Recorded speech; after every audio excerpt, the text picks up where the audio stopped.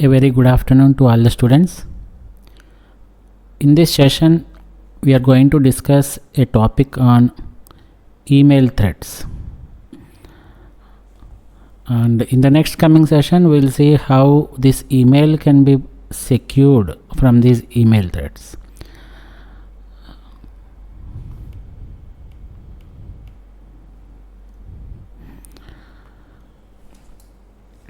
So basically in the last session we have discussed something on the RFCs. As I told that the RFC is called as the recommended for corrections. Right. Any document you take in the computer networks or any protocol you take, they should be documented and they are kept with some RFC followed by some number. Similarly, the DKIM specifications, in the last class we have discussed it. Domain keys identified mail. So this DKIM is also specified under one RFC.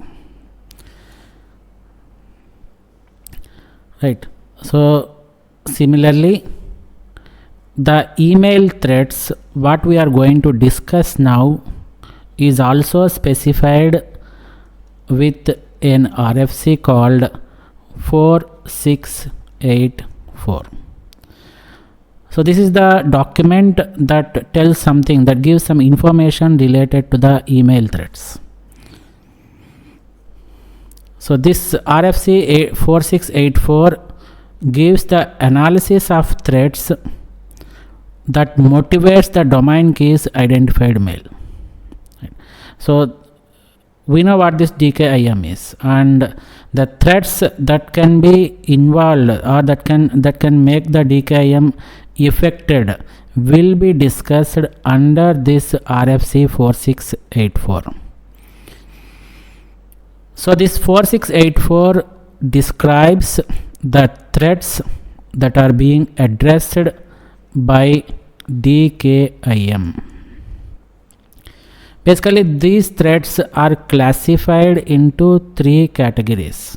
So whatever document we have, this RFC 4684, which describes the threads that are being addressed by DKIM, they are again defined in terms of the characteristics and the second term on which it is defined is the capabilities, and finally they are defined on the location of potential attackers. So in this session we are going to discuss these threads with respect to the characteristics and the capabilities of the attackers, and finally we will discuss about the location of these potential attackers. So this is the overall view of what we are going to discuss in today's session. Coming to the first one, that is the email threads that are described in terms of characteristics. We have three categories again here. At the low end, the attacker is not intended to do any harm to the recipient. The attacker's main motto is simply he or she wants to send an email to the recipient which the recipient does not want to receive. So they simply keep sending the messages, something like advertisement messages that we regularly receive from unwanted users. So this type of email threat is considered to be of very low end threat. We don't have any financial losses here. We don't have any device losses here, or we don't have any attacks, right? But we are going to be attacked, or we are going to be, our mailbox is going to be filled with unwanted messages. This is the only disadvantage with this particular category. So as I told that at this particular point, the low end attacker, they wants to simply send an email that the recipient does not want to receive. For example, the attacker, he can make a number of, as I told that the attacker can send some commercial emails or some promo emails where he wants to promote his product. So for this purpose, the attacker, what they will do is they will use some available tools that allow the sender to falsify the origin address of the messages. So we have heard the term called spam. So spam is something unwanted email that we receive. In order to counter attack this spam, you can make use of filters. You might have used these filters. So what these filters, how these filters will work is, they are going to take some mail addresses and they will keep it in their particular database. Whenever a mail is received from these mail addresses, it will be simply filtered. That is the reason why we are calling it as the filters. So in this particular scenario, whenever you have a spam mail, the receiver can make use of filter to filter those spam mails. So these filters work on the principle that they will store some mail addresses in their particular database. Once you receive a mail from that particular address, they will simply check these filter database, and if they are matching, they are going to be filtered. Right. But the attackers has some more sophisticated tools which makes the attacker to send emails such that those addresses, whatever origin addresses the attacker is using, they can be falsified. That means they can simply beat out these filters, so that it will go and reach the inbox of the recipient. So this is the one category of email threat. We have seen that we don't have any losses in this particular threats. And in the second category, we have professional attackers. So why we are calling these as professional attackers means they are able to send the emails in the bulk. So they are able to send bulk spam mails. And what they will do is, why we call them as the professional attackers means, these attackers, they can form a group and they can establish a enterprise. So what they will do is they will put an office and they work on behalf of others. So they are something like the third parties we have. So for example, I have developed a product and I want to promote it. I don't have the email addresses of a large group of people. So what I will do is I will make use of the professional bulk spam mailers. It is an organization. I will request them to promote my product. So they will take the responsibility of promoting my product and they are going to send emails to bulk users. So that is the reason why we call them as bulk or professional senders. When compared to that of these low end attackers, these professional attackers, they make use of more comprehensive tools for the attack, which includes, the comprehensive tools may include their own MTAs, message transfer agents, and they can have their own registered domains from which we will get the signatures. and similarly they can have some compromised computers or compromised devices. So these compromised devices, we can also call them as zombies. So by making use of these different advanced comprehensive tools like their own MTAs, their own registered domains and the zombies, they are going to attack the systems, or they are going to send the emails to a bulk group of people. And coming to the third category, what we have under these characteristics is most sophisticated. This is very dangerous. This category of people are very dangerous. Why? Because their intention is not to promote their products. They have their false intention. They have the intention of getting some financial benefits from the receivers of the mail. As we have given some examples, that you may get a link, hyperlink, you may get a mail with a hyperlink asking you to click on the link to get a iPhone for free.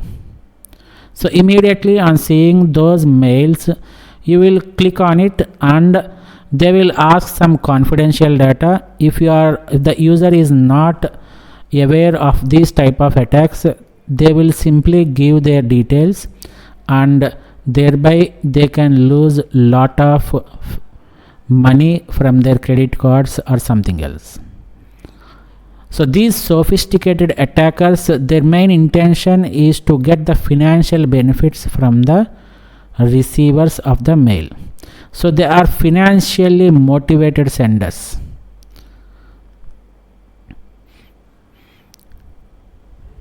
So as I told that one of the example is email based fraud scheme, the simple example what we have taken. Right.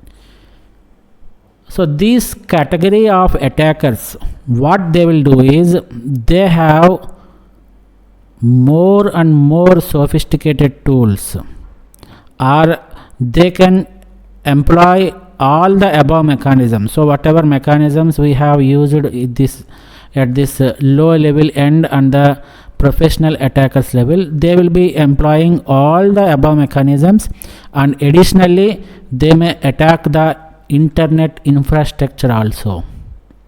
So they have more advanced tools to attack the recipients, right? So this is all about the email threats we have under the category of characteristics. So based upon the characteristics, whether they are intended for the financial benefits or they are just promoting their products or whatever it may be. So based upon those characteristics, it is divided into three categories. One is the low-end attackers, the next one is the professional attackers, and the last one is the most sophisticated attackers. Out of these three, the last category, the sophisticated attackers, is very dangerous. Why? Because their motivation is towards the financial benefits. Now coming to the next category, the second category of email threats is given under the capabilities. So what are the capabilities that an attacker is having to attack a receiver based upon the emails? We will see some 9 to 10 points regarding the capabilities of the attackers in this particular topic. So the first capability that an attacker is having is, instead of the genuine user, instead of the genuine sender of the email, the attackers can submit messages to the MTAs. MTA stands for Message Transfer Agents. Or they can directly submit the messages to the Message Submission Agents. So yesterday in the last session we have seen the architecture of the internet mail, where we have two worlds. One is the user world and the second one is the transfer world. So in the user world we have message MUAs, message user agents, and here we have message handling system in the transfer world, where we have message submission unit, MSU, and they are connected to a relay or a sequence of MTS. MTS stands for message transfer agents. And finally we have message delivery unit, MDU. And here also at the receiving side we have one MUA. This everything we have discussed, right? So instead of actually the information to the message submission agents should be from the genuine users MUA only. MSAs are capable of receiving the genuine emails from the genuine sender MUAs. But attacker, what he can do is, he or she can do is, he can simply or directly transmit the message, false emails, to the message transfer agent or the MSAs. Anything can happen, and they can do it at multiple locations in the internet also. So it is not necessary that they have to attack, the attackers have to attack at this particular location only. They can attack here, they can attack here, or they can attack here. Like that they can attack the system from the multiple locations over the internet. So this is one capability the attacker is having. And the second category is they are having the capability to construct arbitrary random message header fields. They can change the fields of the message header. They can embed their own values into the header fields of the message. Like they can change the mailing lists, or they can change the resenders and other mail agents. Like that they can have lot of capabilities to change the fields of the message headers. And the third capability that an attacker can have is they can sign the message. Yesterday also in the last session we have discussed that whenever an email has been sent from the sender to the receiver, the responsibility of signing the email has to be taken by the sender itself, or he can give it to a DKIM authority, domain keys identified mail, where the mail that is being sent will be signed by the authorized user or the authorized third party. But an attacker, he is having a lot of capabilities, he is having a lot of tools, sophisticated tools, where by making use of those tools they can sign the messages on behalf of domains which are under their control. So they can simply sign it, and they can pretend as if the signature is from the genuine user. And similarly the attackers also have some capabilities where they can generate some numbers which are unsigned and signed messages that might be used to attempt denial of service attack, DOS attack. So what these attackers can do is they can simply sign number of emails and they pretend as if they are the genuine users, and they keep sending this type of emails to the receiver, where it may ultimately lead to a situation called denial of service attack. So when more number of emails are being sent to the server is busy in request or in giving the responses to these fake requests instead of serving the genuine user. So the services of the server will be stopped. This is called as denial of service attack. So the attackers can make use of different techniques, or they can send bulk messages with the signed documents of the authorized users, and they can simply make a denial of service attack. Similarly, the other thing is they can make use, they means the attackers can resend messages that have been previously signed by the domain. So actually the domain has to sign the document or email, and that signature will play an active role, or that act as the message that has been sent by the genuine user. So what these attackers will do is they will simply keep those messages with them. For example, this is the sender and receiver, and when an email has been sent with the genuine signature, the attacker will attack this communication channel, and they are going to store in their database. After some time, they are going to resend the same messages to the receiver,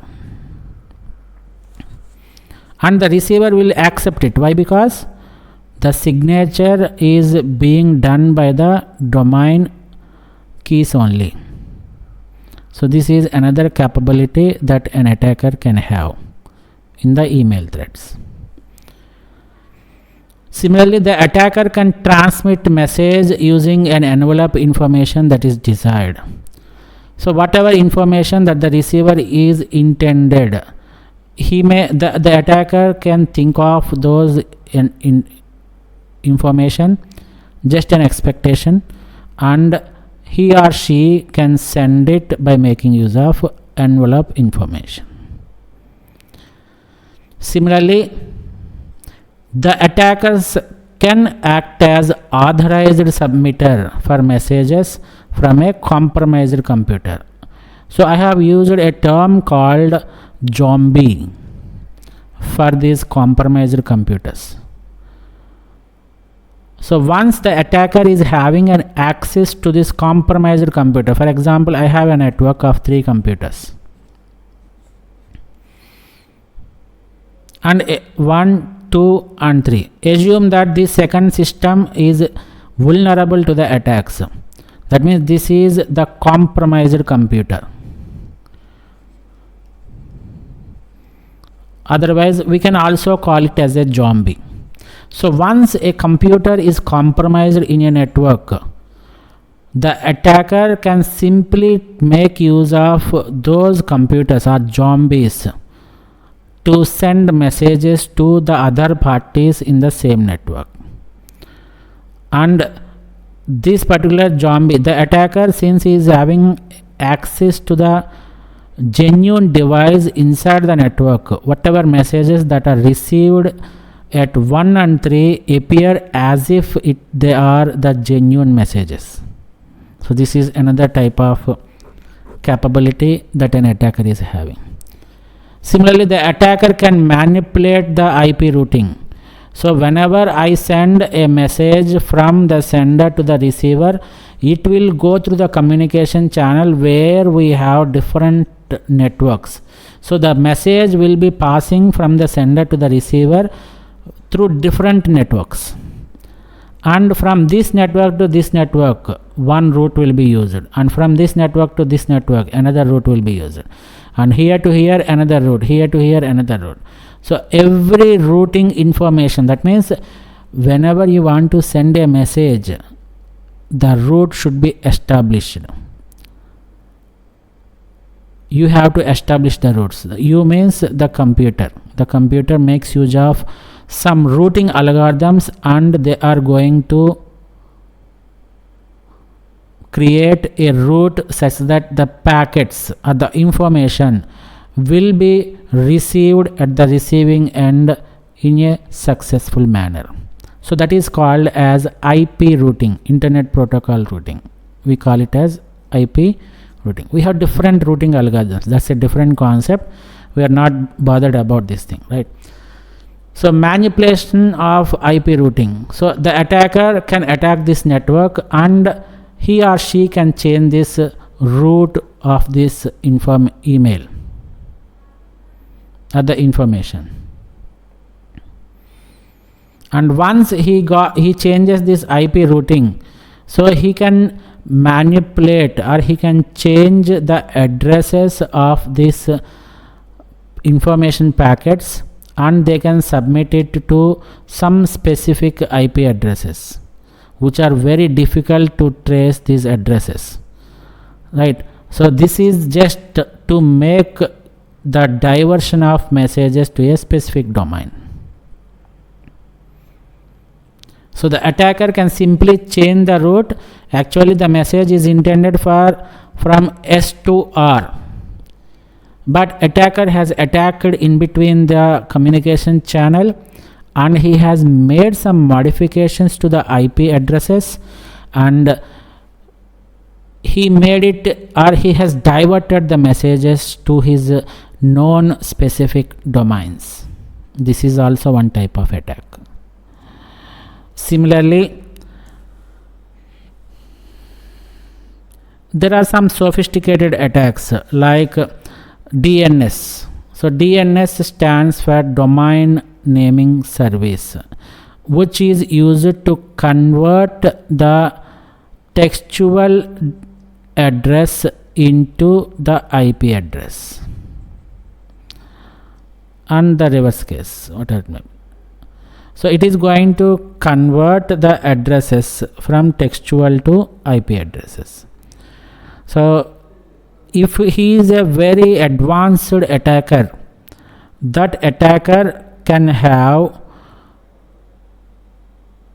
enough knowledge to go through the DNS using different mechanisms such as cache positioning, and he can influence the message routing, or he can get the information from that emails. He can store it in his local database. So that is what happens in this case.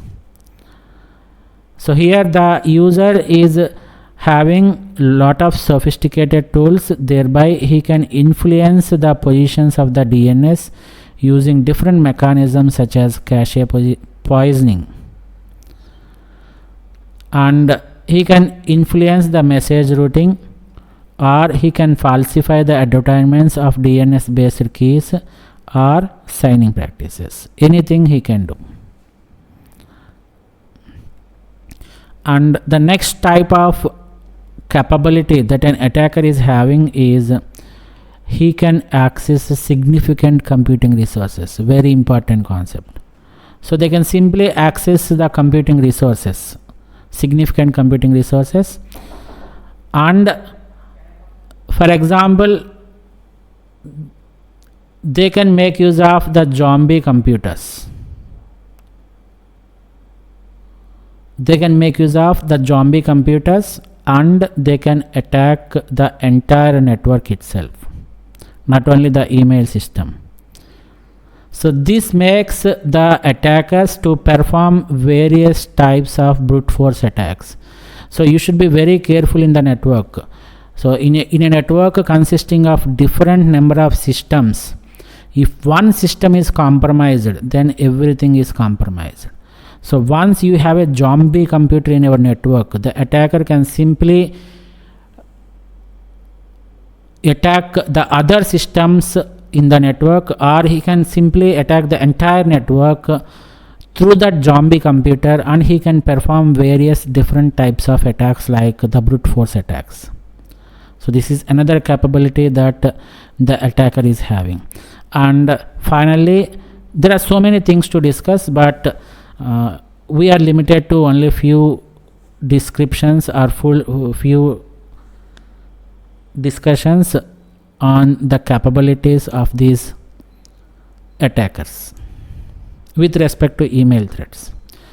Finally, the attacker have the ability to eavesdrop on the existing traffic. Eavesdropping means they can watch out what is happening in the communication channel. What type of traffic is being communicated from the sender to the receiver. They just listen to the communication channel. Once they listen, they keep track of the traffic that is being transmitted from sender to the receiver, and then he is going to make use of different techniques to attack the entire network. So that is called as eavesdropping. So these are all the various capabilities that the attacker is having. So under this email threats, we have gone through the second category, where the RFC 4686, here this particular capabilities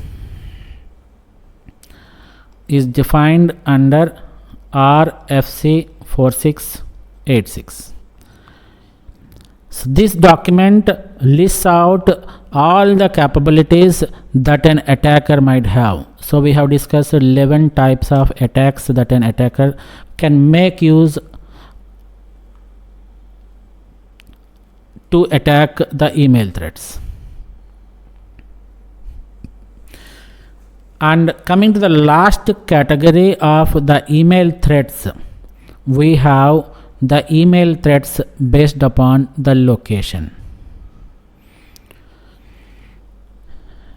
Basically, the DKIM focuses primarily on attackers who are lying outside the administrative units of the originator and the recipient, right?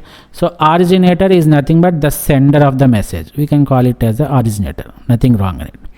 And the recipient, we can call it as receiver.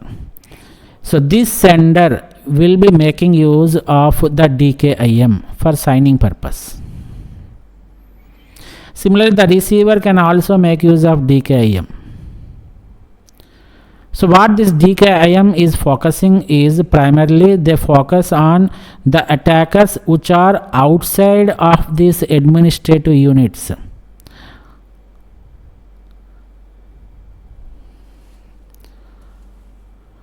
And these administrative units, they correspond to the protected portions of the network. So who are going to sign? Those are nothing but the administrative DKIM, right? So DKIM also makes use of one more unit called as ADMD. Here we should know one more thing. DKIM makes use of one more concept which is called as ADMD. ADMD stands for Administrative Management Domain. So by looking at this particular terminology, administrative managing domain, so you can observe that this is a domain and which manages it acts like an administrator, simply we can say, who is responsible for managing the entire domain or emails. That is called as the administrative management domains. These particular terms, administrative management domain, we will come across in the IT industries. As we have discussed that if you go to a large MNC like TCS or Wipro or Infosys, whatever it may be, they are having their own administrative team. This administrative team is responsible for all the communication that happens between their employees within the network and outside the network also. So what this ADMD is having will be, it includes a department. So this ADMD, it includes a department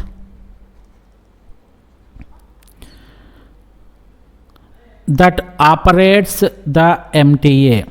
So this MTA is not the global MTA. They have their local relays. As we have discussed in the last session, previous session, that The MNCs, they will be having their own internal email setup, where they will be using their own MTS, they will be using their own MSUs, MUS, everything they will make use of their own proprietary products. So this ADMD manages a department which operates a local mail relay which is called as MTA, or it can be an IT department also, that operates an enterprise which are having different policies. They work, for example, if you take this IT department, TCS will be having their own policies, Infosys will be having their own policies, and similarly other MNCs will have their own policies. So those policies will be given and maintained by these departments, IT department, right? So, and they are responsible, this IT department is responsible for implementing those policies, or else they can also have their own ISP. This ISP can operate on the public shared email service, they have their own email service. Like that, this administrative management domain is nothing but a separate department, is nothing but a separate IT department, or they can have their own ISPs by which they can maintain their own email system, or they can maintain their own email architecture. As I told that they will be having, every company will be having their own policies, whether they want to communicate, whether the employees of the organization can communicate with outside network or not, that is one policy. Whether one level of employees can directly communicate to the HR people or the top management people or not, this is another policy. So every company will have their own policies, and enforcing those policies must be done by making use of this ADMD.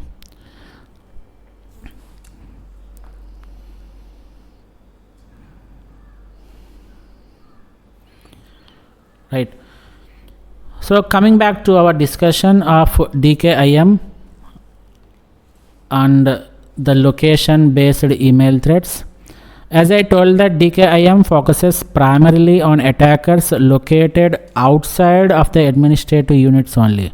So we all believe that who are all working under this ADMD are genuine and they are loyal to the organization. This is a trust based relationship, so we have a trust on those people, right? So we assume that ADMD is completely secure. The people working for this ADMD are very loyal to the organization and they doesn't want to give any important information related to the company or organization outside of the world.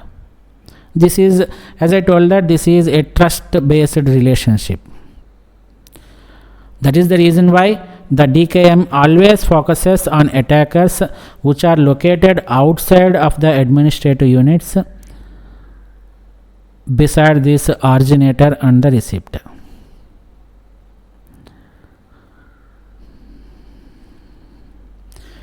These administrative units, this one ADMD, these administrative units,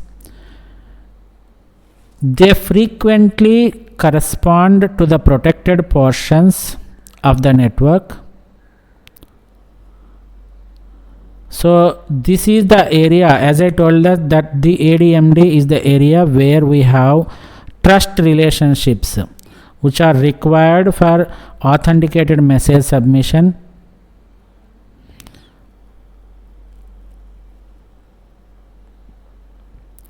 but what happens sometimes is these administrative units, they have some mechanisms that are easier to deploy and more likely to be authenticated. are more likely to be used by the DKIM.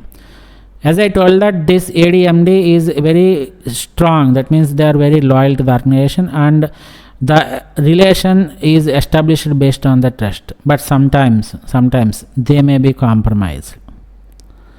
So the attackers can be from the outside world or the attackers from the inside ADMD team also, right? But most frequently ADMD team will not be vulnerable, let us assume.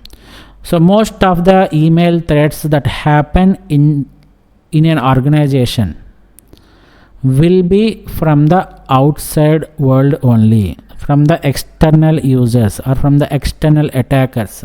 We can also call them as bad actors also, nothing wrong in it. Attackers are also called as bad actors. So as I told that the administrative units, they have some mechanisms which makes the users to deploy or to attack the system very easily, even though we have the DKIM and ADMD. So this is all happens because of one nature of the email. That nature we are calling it as any to any nature of the email. So what is this any to any nature of an email? Means, so this email motivates most recipient MTAs, so this one, to accept messages from anywhere for delivery to their local domain. So any to any means these recipients will be having MTAs, right? So we don't have any policies for the MTAs. These MTAs are capable of receiving whatever message they will get. They don't have any restrictions. So whatever message you push to the MTAs from anywhere, it won't check whether it is a genuine user or whether it is a bad user or whether he is an attacker. Nothing will be checked at the part of MTS. So the external attacker or the bad actor, he generally tries to exploit this any to any nature of the MTS.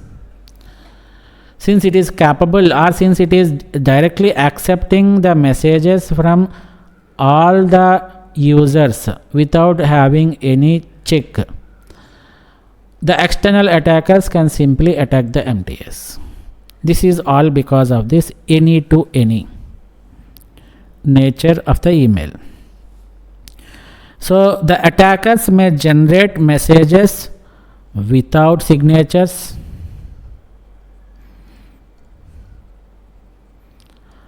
or they can generate messages with incorrect signatures also, or they can generate the messages with correct signatures, but you should be very careful, but from domains which are easily traceable, that means which are easily attackable. That is the meaning of this. So the bad actor, because of this any to any nature of the email of the MTS at the recipient end, they can simply generate messages without signatures. That is also accepted by the MTA. And they can generate messages with incorrect signatures. That is accepted by MTA itself. And similarly, they can generate messages with correct signatures, but those signatures are generated from the domains which are easily traceable. That means once it is easily traceable means it is vulnerable to the attack. So this is also accepted by the MTS. And similarly, they can simply send some greeting cards. They can simply give some hyperlinks, and they can also give some agents that legitimately send or resend messages on behalf of others.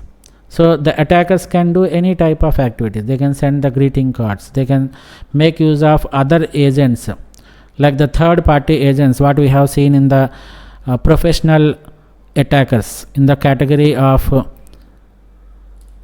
characteristics, email threat characteristics. So they may employ some professional attackers, and by making use of those professional attackers they can send a recent message on behalf of others. So these are all the various discussions under this location. The point what you have to understand here is simply that more basically the DKIM focuses on the attackers which are located outside of the administrative units, ADMD. We have gone through the ADMD discussion also, where it is nothing but an IT department which is capable of enforcing some policies that can happen in their organization, and but because of this any to any nature of the email, the external attackers tries to exploit this nature, and they tries to get or they try to generate the messages without signatures or with signatures but with different domains or incorrect signatures. Anything is possible. Or the attackers can also, all these are related to external attackers only. Assume that at the present scenario, assume that you don't have any untrusted people inside your administrative unit. Only external attackers can generate such type of messages without signatures or incorrect signatures, or they can employ the professional attackers outside the world and outside the organization, and they can send some hyperlinks or greeting cards which are intended for bad purposes. So this is all about our discussion on the email threats. Having a quick recap of what we have discussed in today's session.